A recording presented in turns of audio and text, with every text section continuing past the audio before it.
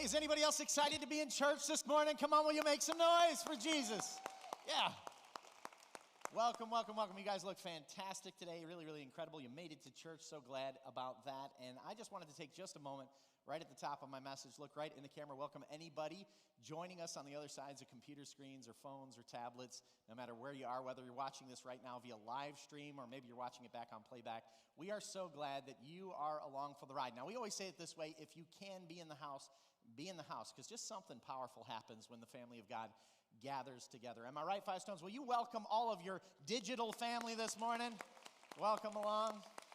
Hey, we're excited because this is week number 2. We're in week number 2 of a series that we're calling Level Up. And for those of you just joining us, we're on a bit of a journey for the next couple of months. We kicked this off last week, and we're saying in this series that there's some differences between somebody who is a believer in Jesus and somebody who's actually a disciple, a true follower of Jesus. And what we're doing and throughout this series is we're going to examine some of those differences. We're going to look and see what are those differences, what actually are those? What's the difference between being a believer and being a disciple? And we're calling it Level Up.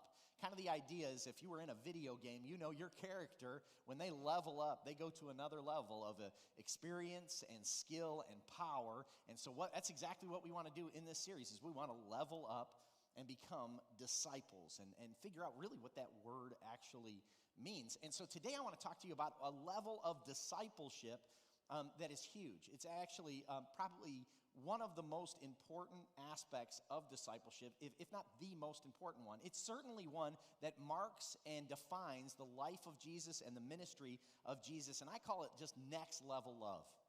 It's just love on a whole nother level. You know what I'm talking about? And it's something that Jesus just operated so well inside of. Jesus just operated on a next level type of love. And here's the truth of the matter is we don't live in a community necessarily in this world, in the United States, with a whole lot of love. We live in a world that has a lot of tension, a lot of division, and it can be tough to navigate that. And the truth of the matter is one of the challenges that we have as the church is that Christians have not always had the best reputation of displaying the love of Jesus in every area and every aspect. There was that little slice of history in the Middle Ages called the Crusades, where we said, we're going to love you so much, we're going to kill you. You know what I mean? Like we haven't always done this well. Like there's been periods of times in the history of the capital C church where we haven't navigated what it means to love well, and there's so much tension. We live in tension, intense times. There's political tension, there's racial tension, there's tensions between sexual orientations. There's all these kinds of tensions that exist out there, and it can be challenging to navigate that well. Because of that, many people who are on the outside of church look into the church and they see it not as what we're supposed to be, which is a family of God, a loving family of God. Instead, they look at us as a judgmental, self-righteous organization. And that's not who God called us to be. And here's the truth. It can be hard, right? This can be very challenging because we have God's word and it directs us, it guides us into truth. And there's a way that God is teaching us on how we're supposed to be. The problem I think that we run into is sometimes we try to judge people outside of the church by the same standards that Jesus told us to operate, and that's not very fair.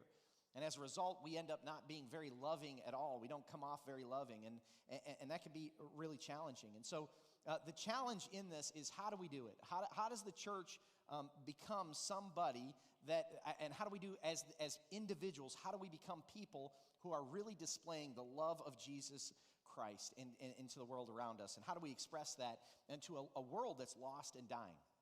Well, fortunately, Jesus gives us an example. Remember last week we talked about how Jesus told us the way that we get this done is that the student is never going to be above the master, right? Jesus is the master. You're never going to be above him. But when you're fully trained, you're going to be just like the master, right? And so when Jesus comes on the scene, he starts to display how we can actually do this in the world around us. And his life is just a perfect demonstration of this. And so this is what Jesus tells us. And this is a statement that is so key that we've got to get this. He says, "A new commandment I give you, love one another. As I have loved you, you must love one another. By this, everyone will know you're my disciples if you love one another." This is so important for the church to get. Because did you notice what he just did? He just defined for us what the whole world, those outside of the church, will look at and be able to determine whether or not you're a disciple.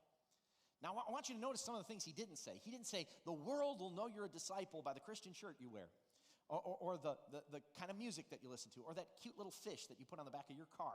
Like he doesn't say any of those things are going to show the world that you're a disciple. He says the way the world's going to know that you're a disciple is not by how many Greek words you know. And it's not going to be how much you even pray or what church you go to. He says it's not going to be how deep into the supernatural things that you can do. That's not the reason. That's not the way that the world's going to know that you're a disciple. Here's the reason why they're going to know is because of your love.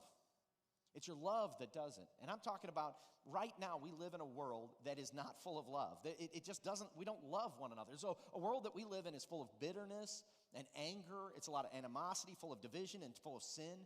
And because of that fact, we can find it challenging to display that love all around us. When we look at the world around us, we look at how the world values people. And the world will value people for all numbers of different reasons. They'll value them because you're wealthy, or you've got accomplishments, or your race or ethnicity, or they value people based on the stuff that you have or where you are in life. The world values people on a number of different things, but they're not the way that our God values people. In fact, our God values people based on the cross, the finished work of Jesus. It's when Jesus, what he did on the cross, it says that because of that, all people are valuable to him. God looks at you and he says, you're valuable to me. You're so valuable, in fact, that I will allow my son to die for you. God sees you, and he wants you to understand his great love poured out for you. And love is, when we experience that love and receive that kind of love, nothing that you have done pulls you to a place that says, man, God said, you're so good, I need to die for you. No, God said, my great love is going to be displayed because you're not worthy of my love, and I'm going to love you anyway. And he says, because of the finished work of Jesus, now we're all valuable.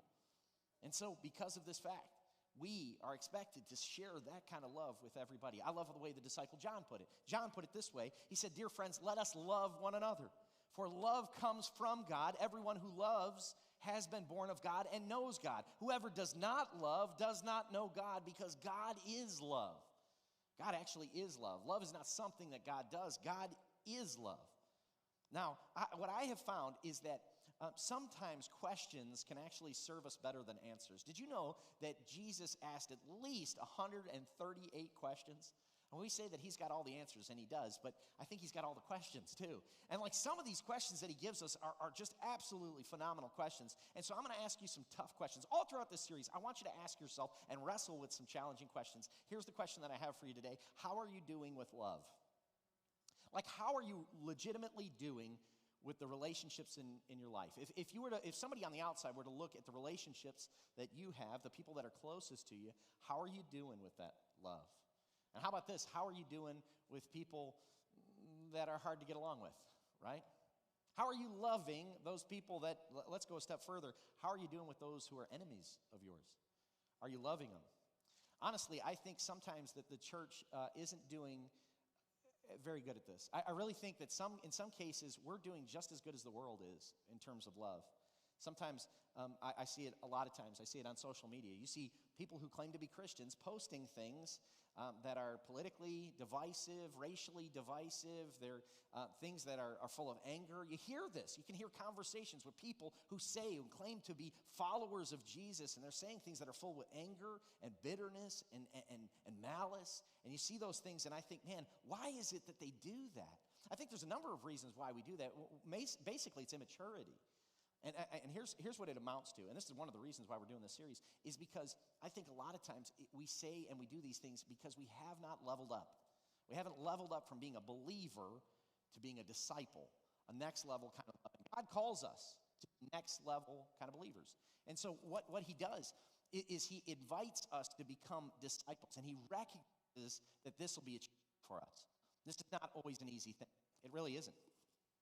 And he knows this. He knows that sometimes we're going to suffer from the flesh pulling us down and weighing us down. And he knows it's not easy, but I want to give you a description that Paul gives us, and it's in the book of Ephesians. He says this, I pray that you, being rooted and established in love, may have power, together with the Lord's holy people, to grasp how wide and how long and how high and how deep is that love of Christ. And to know that this love surpasses knowledge, that you may be filled to the measure of the fullness of God. Paul says, I want you to be full of it. Turn to your neighbor and say, you're full of it. Turn to your other neighbor and say, you are too.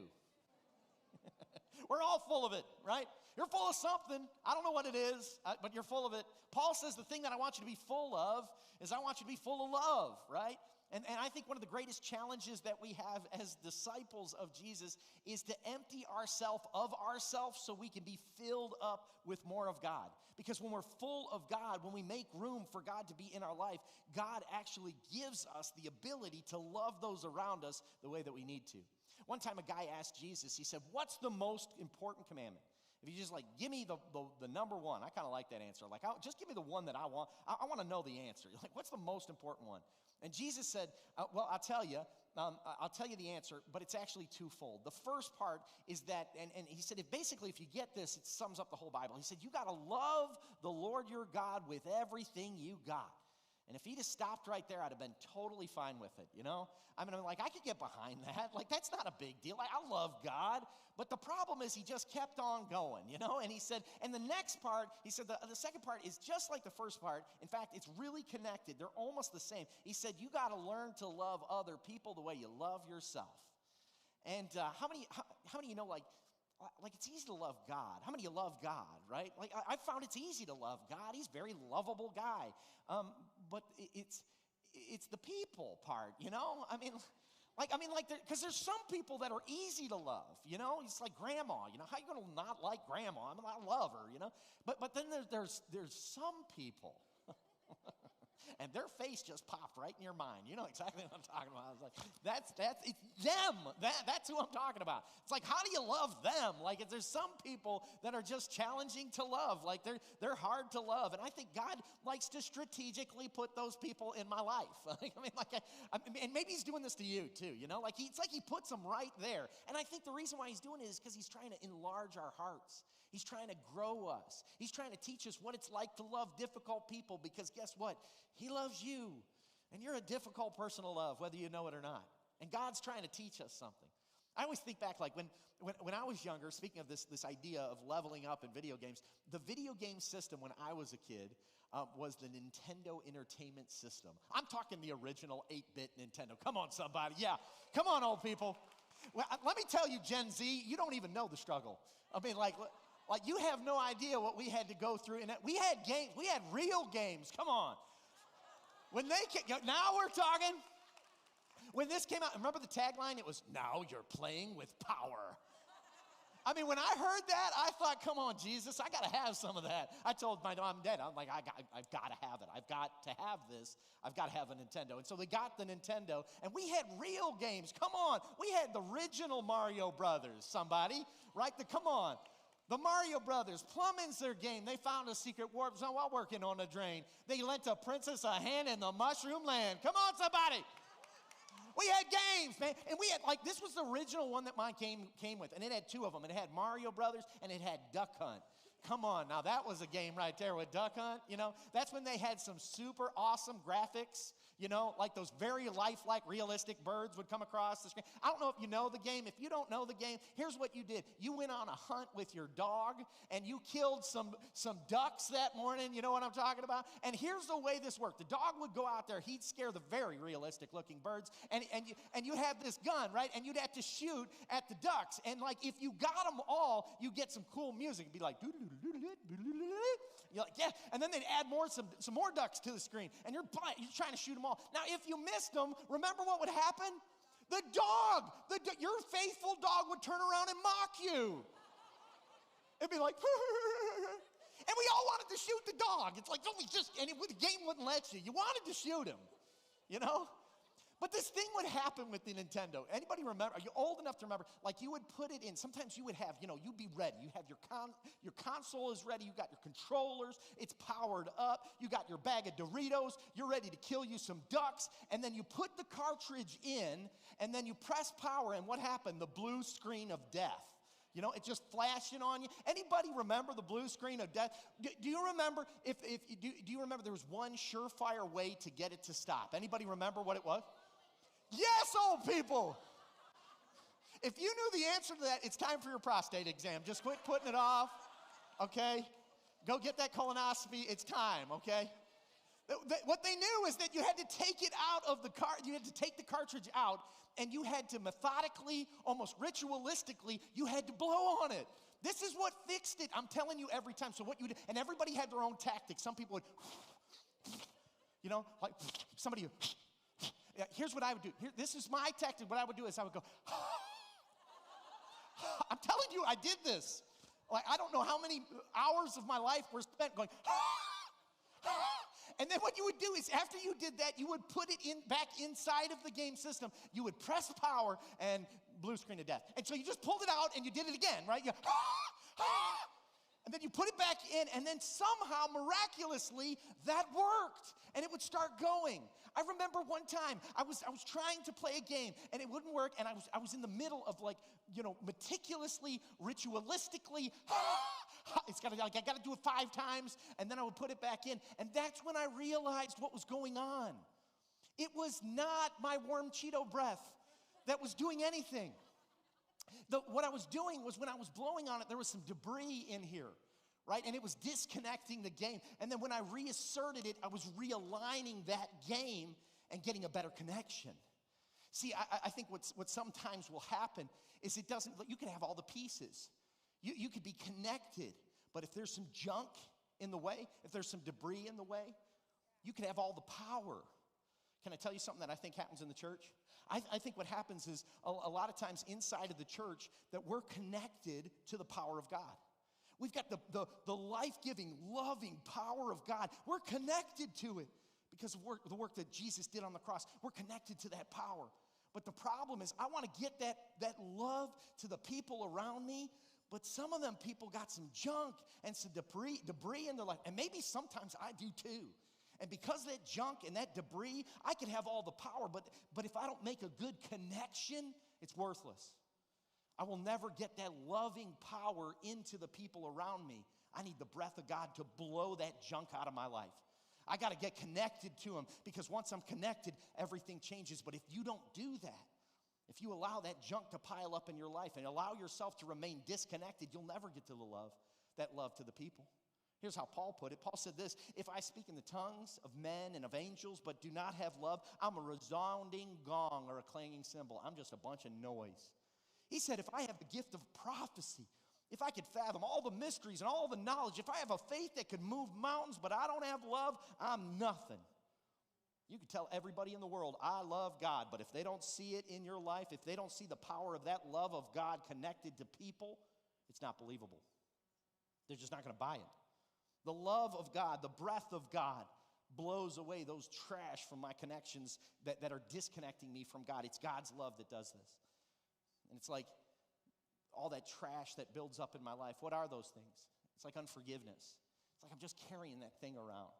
And I know they did you wrong, but I'm just holding on to that. Bitterness. When I let anger direct my steps, when I let unforgiveness, when I let an offense be the thing that guides me and directs me, it disconnects me. And when that happens, you'll end up misrepresenting Jesus to people.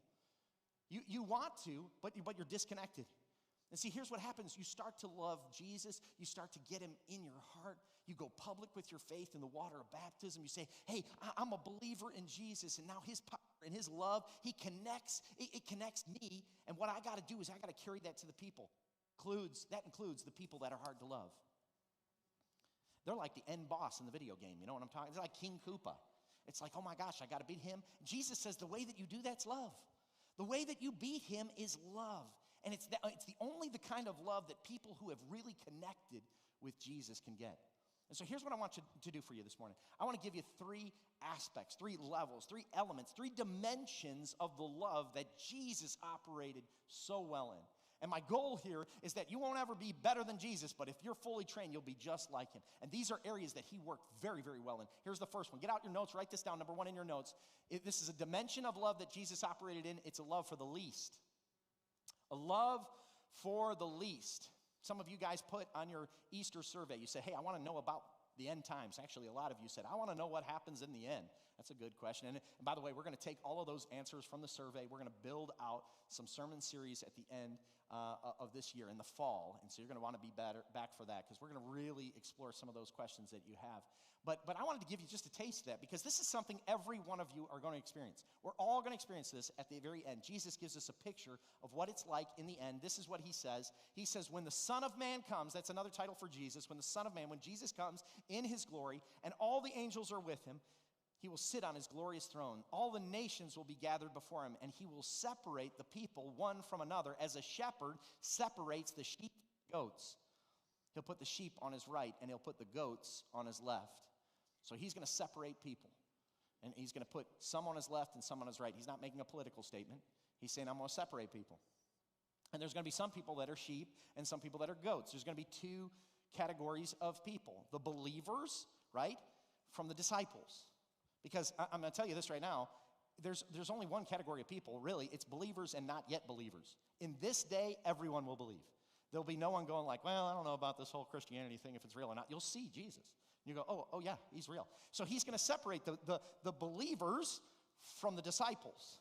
And watch what happens. Now, and by the way, when this day comes, you're going to want to be on the sheep side of things. Okay, sheep is the side of things that you want to be on. And sometimes, I don't know if you know this, at least for me, sometimes it can be hard to tell the difference between a sheep and a goat until you get up close. And so what Jesus says is he's going to do, he says the king's going to say to those on his right, these are the disciples, come, you who are blessed by my Father, take your inheritance, kingdom prepared for you since the creation of the world. For I was hungry, and you gave me something to eat. I was thirsty, and you gave me something to drink. I was a stranger, and you invited me in. I needed clothes, and you clothed me. I was sick, and you looked after me. I was in prison, and you came to visit me. Then the righteous will answer him, Lord, when did we see you hungry and feed you, or thirsty and give you something to drink? When did we see you like a stranger and invite you in, or needing clothes and clothe you? When did we see you sick or in prison and go and visit you? And the king will reply, watch this, truly I tell you, whatever you did for one of the least of these brothers and sisters of mine, you did to me. Here's another tough question to ask yourself. When was the last time that you fed somebody who was hungry? And I'm not talking about your teenager. When was the last time you helped somebody that didn't have resources? And I'm not talking about like you rounded up at Taco Bell, you know? Like, when did you help somebody that had nothing? When was the last time that you got around somebody and you loved on them and you helped them like Jesus is talking about? When did you give somebody some clothing who didn't have proper clothing to wear? When was the last time you visited somebody sick? And I'm not talking about grandma. I'm talking about somebody who was sick that you didn't even know. When was the last time you invited a stranger to come into your house? When was the last time that you went into a prison and visited somebody who was in prison? Now, if you're like me, you're like, hey, listen, man, I just don't live that kind of life. Like, you're coming down on me, Jesus. I'm like, I'm busy. We got a life that I'm going through. I'm just asking you the tough questions because like a good teacher, I want you to be ready for the examination day, right? And Jesus says, this is the thing that I'm looking for, is the disciples will display that kind of love to the least of people. When was the last time you did that? Now, I will tell you this, if you're part of Five Stones and you regularly give here at Five Stones, I want you to know your church on your behalf is a very generous church because of you. In fact, 3% of every dollar you give is going to help organizations in other parts of the world, like in Aguascalientes, Mexico. We support an organization called Children's Cup. And we go on mission trips there, and not just that, but your giving, 3% of your giving is going to make sure that kids that would normally not eat, or maybe they would eat one meal a day, that they get fed. You're doing that. Your generosity is doing that. You're actually feeding those kids. And not, even better than that, we don't just feed them. We actually introduce them to Jesus. While they're sitting there eating the meal that they probably wouldn't eat, we tell them about Jesus. And so you're doing, in fact, later on this year, we're going to go to India.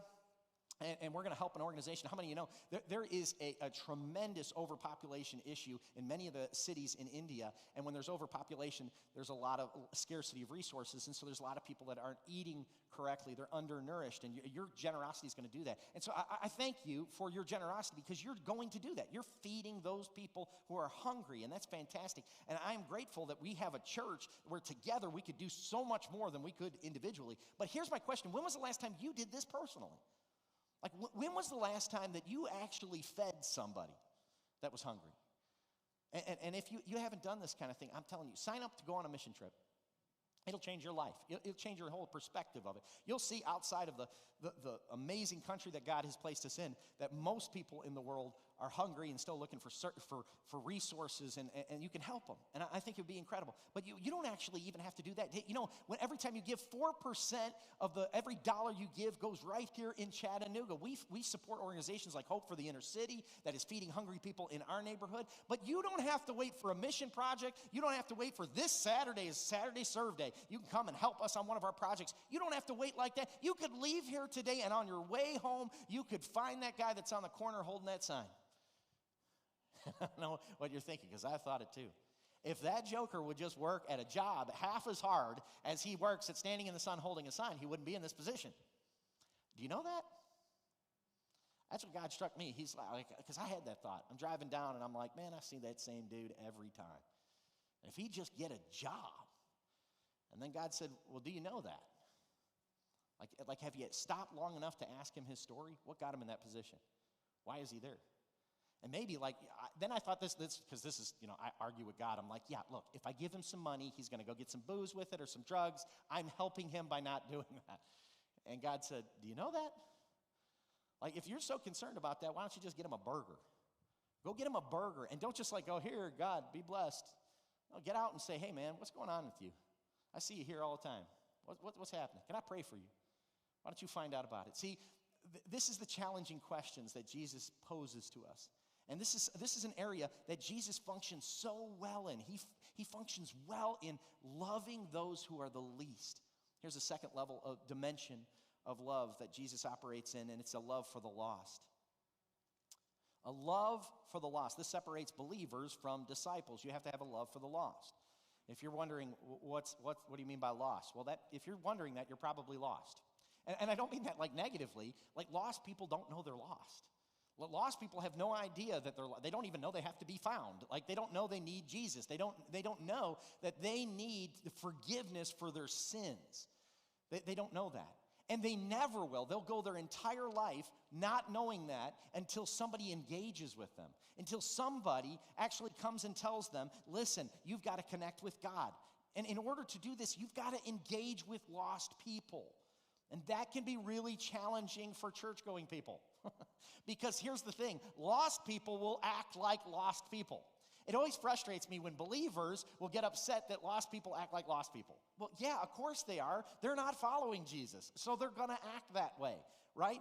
But sometimes this can be challenging because the lifestyle they're living, you don't agree with. It doesn't line up with what you read in Scripture, and so getting around those people can be challenging. That's exactly what Jesus had to deal with. Watch this. There came a place, and I love this, the Bible says that later Matthew invited Jesus and his disciples to his home as dinner guests. Now, let me stop you real quick. Matthew was a tax collector, and we think tax collector, he's like an accountant. He was like the worst, okay? Because a tax collector in those days was a sellout. He was a traitor. He traded in his own people, and he would exploit his own people. He would collect money from the people, and then he'd add a little bit on top and make his money off of that. So everybody looked at tax collectors as like they're dirty, lying jerks, right? And this is, by the way, one of the guys that Jesus called, say, hey, I want you to be one of my disciples. And so when that happens, Matthew, who's so forever changed now, he said, I want you to come over to my house. And he brings along other tax collectors, and love this, other disreputable sinners. I've been a disreputable sinner. I could have been down there. And so, but watch what happens. When the Pharisees saw this, they asked his disciple, why does your teacher eat with such scum? Church people won't pull any punches, you know what I'm talking about? They're like, hey, your pastor's hanging out with some scummy people. Like, what's the deal? Like, that's what they said. They're like, why is he hanging out with scummy people? See, you can always spot the difference between a church full of believers and a church full of disciples, a church full of goats and a church full of sheep. Because the church full of goats, the church full of just believers in Jesus, church is all about them. Right? It's all about me. Like, so where am I going to park? Who's going to watch my kids? Like, when I get there, where am I going to sit? That song is a little loud. That music's a little quiet, right? That preacher is just going too long. That preacher didn't go long enough, right? It's all about me. See, when church is all about me, you've lost it. Because you can tell, like when a church is all about you, you're viewing church like a consumer. Show me that verse. Like that's not in the Bible, that we are to have this thing like a consumer relationship. See, if it's all about you, then the minute that something doesn't work out the way you like it, boom, I'm out of there, right? I'll just find another restaurant. I'll just find another gym membership, right? Because if you look at it like a consumer, you're really only interested in what's in it for you. But the difference is, that's not what a believer and a disciple, there's a big difference. A believer looks at it like a consumer. A disciple looks at it like, I'm here for them. I got to get connected to them. This whole thing today is about them. A weird thing happens when you're a Christian for a long time. The longer you're a Christian, the more you become friends with other Christians. Like when I first got saved, all my friends were unsaved people. And they were all living the lifestyle that I just came out of. But the longer I got into church, the more I became friends with other Christians. And all my friends were Christians. And the next thing I know is the people that were out there that I used to be right there with, I don't want to be with because they're living a life that I don't want to live. And so now a church becomes this place where I just insulate myself against the world. And we'll just stay in this little holy huddle. But that's not what Jesus was doing. See, you got to care for the lost people. And church has got to be a place, it's not a Christian club. It's a place where we gather together. We hear the word of God. We encourage one another. But we go and reach those that are far from God. This is what Jesus did. See, when Jesus heard that they said that, he said, healthy people don't need a doctor, sick people do. And then he added, go now and learn the meaning of this scripture. I want you to show mercy, not offer sacrifices, for I've come not to call those who think they're righteous, but those who know they're sinners. Is it possible that maybe, just maybe, you've gotten to a place where you're not engaging with lost people because you don't want other people to think that you're lost? Could that be the case? That's the tension that Jesus had. Because people were looking at him, these church-going people were looking at the people that he was hanging around. He said, they're evil people, you must be evil. But we know that love says you got to take some time to engage with some people that are far from God. If you ever hope to get the truth and the love of God connected to them, you've got to be invited into their world. You've got to member yourself with them, number yourself alongside with them so that you can get to the lost. You can get the hope to them. How many of you know that we have a world full of lost people, right? How many know? How many of you have lost people in your family? Don't raise your hand if they're next to you. How many of you know we have lost people in your neighborhood? Yeah, just walk around, you'll find out the place is packed. I mean, like they're everywhere, right? How many of you got lost people at work, right? You got lost people, some of you are like, yeah, they're lost, they never show up on time. I don't even know if they know what they're doing. Then they get there and they act lost too. No, I'm talking like they don't know Jesus, right? They're at your work and they don't know Jesus. What would happen if tomorrow, when you went to work, you took to that one person that you know is probably lost because of the stuff that they say and the way that they do and the things that, what if you just invited them, instead of trying to preach to them, what if you just said, hey, why don't you go to lunch with me? Why don't you come to lunch with me? Let's go to lunch together.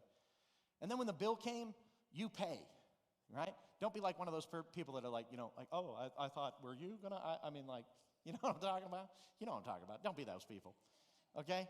Like pay the bill. Here's the thing that I have found. You want to know the number one reason, the number one way to get into the heart of somebody that's lost? Serve them. Just serve them. Just love them. Because, and sometimes it takes time, but if you do that enough, if you love them enough, eventually they say, why? Why are you doing this? Why are you so kind to me? Why are you doing this? They want to know why. Why? Because you don't look like the world. Like the world is going to try and take advantage of them, and here you are. I got nothing but everything for you. And they're going to say, why? And here's your chance. And this is where a lot of us get freaked out because we're like, oh no, now I got to know the whole Bible, and I got to explain the Romans road and all this. No. This is what all you got to do. The Bible says just be a witness. And a witness just tells their side of the story. This is what you say. It's like, because Jesus loves you. And I love you too. And he changed me. I think he could change you too. And if you do that, I'm telling you, it will open their eyes. It will absolutely transform them. So Jesus operated in a love like this, a love for the least, a love for the lost. And here's the last one, and this one might be the hardest. You have to have a love for my enemies. You got to have a love for your enemies. Here's the thing that I have found out. The longer I walk this earth, I have enemies. I didn't want to. I didn't expect to. But if you follow Jesus, like if you really follow Jesus, you're really going to have some enemies. How do I know this? Because Jesus had a lot of people that hated him, and he didn't do anything wrong. Like literally, he did nothing wrong, and a lot of people hated him. And you're going to have some enemies in this life. But here's how Jesus said to handle this. He said, you've heard it said, love your neighbor and hate your enemy, but I tell you, love your enemies and pray for those who persecute you. I mean, this is leveling up here, guys. This is going from a believer to a disciple. It's hard, it's challenging to do this. How do you do this? Here's what I do. I pray every day, God help me. Help me to love those people that hate me. Help me to bless those people who are not wanting to bless me. Help me to pray for those who are persecuting me. God, would you help me? And here's the reason why I need to pray this every morning, because I don't want to do this. Okay? Neither do you. This flesh house that I'm in, it does not want to bless the people that are mean to me. Right? It doesn't want to do this. But instead, what we do is instead of sharing love, we're carrying so many things, right? We carry offense, we carry anger, we carry bitterness, and when those things are directing us, somebody comes along us, and because maybe somebody or a group of somebody, they're mean to us, and what I want to do is unload all that stuff that I'm carrying instead of the Jesus that's inside of me. And what happens is it becomes really challenging. Here's what Paul said to do. It's next level. He says, don't repay evil for evil. Be careful to do what's right in the eyes of everyone. If it's possible, as far as it depends on you, post a lot of angry stuff on Facebook. No, he said, as far as it depends on you, if they do you bad, man, you do them bad. No, he said, as far as it depends on you, if they're gossiping about you, boy, you know some stuff on them. Why don't you tell some stuff there too? No, that's not what he said. He said, if they cut you off in traffic, you peel the banana. No, he didn't say that. He said, if they are doing you wrong, as far as it depends on you, live at peace with everyone. Don't take revenge, my dear friends, but leave room for God's wrath, for it's written, it's mine to avenge. I'll repay, says the Lord. On the contrary, watch this. If your enemy's hungry, feed him. If he's thirsty, give him something to drink. In doing this, you'll heap burning coals on his head. Do not be overcome by evil, but overcome evil with good. Because love is not a feeling, it's a decision. And see, when I decide to go love, when I make that choice to love first, then what happens is it doesn't matter what they do to me, because I've already made a decision to love. This is a difference maker. And see, if you're going to ever become a disciple, you've got to make a decision to love. Jesus did this so well. The very people that he came to save were the very people that were hurling insults at him. The very people that he came to die for were criticizing him and saying all this stuff about. They nailed him to a cross. And what did Jesus say? He said, forgive them, Father. They don't know what they're doing. Jesus operated in this kind of way, and I think there's a lot of believers that are walking around with revenge on their heart. They want to take vengeance. They want to get them back for what they did. They get stirred up, and we get revenge in our heart and anger in our heart, and that's the thing that starts to direct our steps. And I'm telling you that disciples are different than believers. Disciples, Jesus said, my disciples are supposed to be like salt and light. You know what salt does? Salt makes things better. Come on, anything that's got salt on is better, you know? And light makes it brighter. And so he said that what believers will do is they'll be better and brighter. Everywhere they go, they'll make things better and brighter. Everywhere they go. We don't operate like the world. We don't post like the world posts. We don't reply like the world replies. We don't get angry like the world gets angry. We don't stay offended like the world gets offended. And there are times, I'm telling you, there are so many times where I start to feel offended about somebody, and Jesus reminds me, you have no right to be offended. And I say, yes, I do, Jesus. Have you seen what that joker did?